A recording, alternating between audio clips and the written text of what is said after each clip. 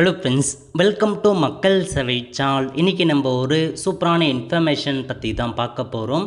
அதாவது சற்று முன் தமிழகத்தில் இறுதி வாக்காளர் பட்டியலை வெளியிட்டிருக்காங்க. இந்த இறுதி வாக்காளர் பட்டியலில் உங்கள் பெயர் இருந்தால் மட்டும்தாங்க உங்களால் ஓட்டு போட முடியும். இப்போ எப்படி ஆன்லைன் மூலமாக அந்த பட்டியலை செக் பண்ணுறது, அதை பற்றின மொத்த இன்ஃபர்மேஷன் தான் இந்த இப்போ பார்க்க போகிறோம். இந்த வீடியோ ஸ்கிப் பண்ணாமல் ஃபுல்லாக பாருங்கள். அது மட்டுமல்ல, இந்த வீடியோ நிறைய பேருக்கு ஷேர் பண்ணுங்க. ஓகே, ஸோ முதல்ல இந்த வெப்சைட் ஓப்பன் பண்ணிக்கோங்க. election.tngovernment.in இதான் பார்த்தா அஃபிஷியல் வெப்சைட். ஓகே, இந்த வெப்சைட்டில் உங்களுக்கு செகண்டாக கொடுத்துருக்காங்க பாருங்கள், ஸ்பெஷல் இன்டென்சிவ் ரிவிஷன் 2026ன்னு இந்த ஆப்ஷன் நீங்கள் கிளிக் பண்ணிங்க அப்படின்னா இதில் உங்களுக்கு ரெண்டாவதாக இருக்க பாருங்கள், final publication of election roll SIR 2026ன்னு இதை கிளிக் பண்ணதுக்கப்புறம் இன்னொரு சைட் ஓப்பன் ஆகுங்க.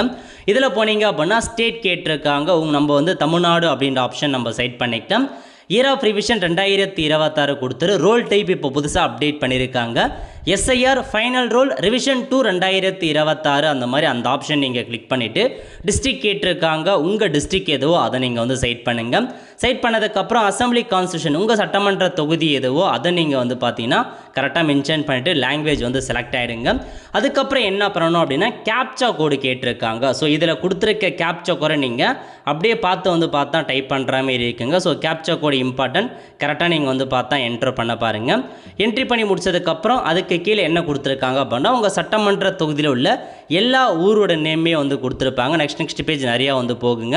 நீங்கள் சர்ச் பண்ணிக்கலாம். உங்கள் ஊரோட பெயர் கரெக்டாக தெரியல அப்படின்னா மேலே சர்ச் ஆப்ஷன்ஸ் கொடுத்துருக்காங்க. அதை சர்ச் பண்ணிங்க அப்படின்னா உங்கள் ஊர் அந்த பேர் காமிக்கும்.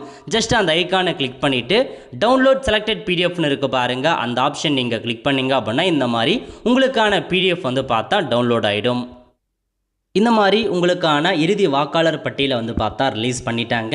அதேமாரி எப்போ பார்த்தீங்கன்னா திருத்தப்பட்ட ஆண்டு என்ன எப்போ ரிலீஸ் பண்ணியிருக்காங்க அதுக்கான மொத்த இன்ஃபர்மேஷன்ஸ் வந்துருங்க. அதுக்கு கீழே மொத்தமாக எவ்வளோ பேர் இருக்காங்க உங்கள் ஊரில், அது மட்டும் இல்லாமல் உங்களுடைய நீங்கள் எங்கே போயிட்டு வாக்கு செலுத்துவீங்க, அதுக்கான போலிங் ஸ்டேஷன் எங்கே இருக்குது, அதுக்கப்புறம் ஒவ்வொருத்தர் பெயராக ஓட்டர் லிஸ்ட்டில் இருக்குங்க.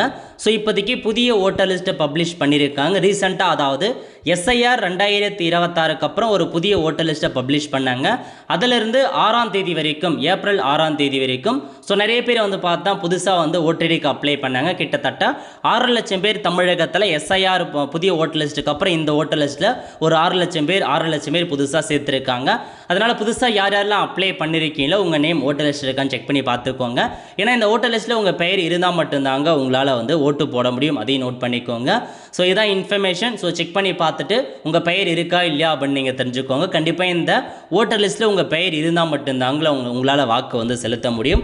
அதனால் புதுசாக அந்த 6 லட்சம் பேர் அப்ளை பண்ணவங்க ஓட்டர் லிஸ்ட்டில் உங்கள் பெயர் இருக்கா அப்படின்றத நீங்கள் பார்த்துக்கோங்க. பார்த்துட்டு அதுக்கேற்ற மாதிரி நீங்கள் இந்த தடவை ஓட்டு போட்டுக்கலாங்க.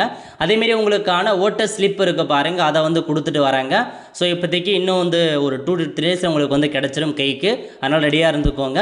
ஸோ இதாங்க உங்களுக்கான இன்ஃபர்மேஷன். நிறைய பேருக்கு தெரியப்படுத்துங்க. அடுத்த ஒரு நிலையுடன் சந்திப்போம். நன்றி, வணக்கம்.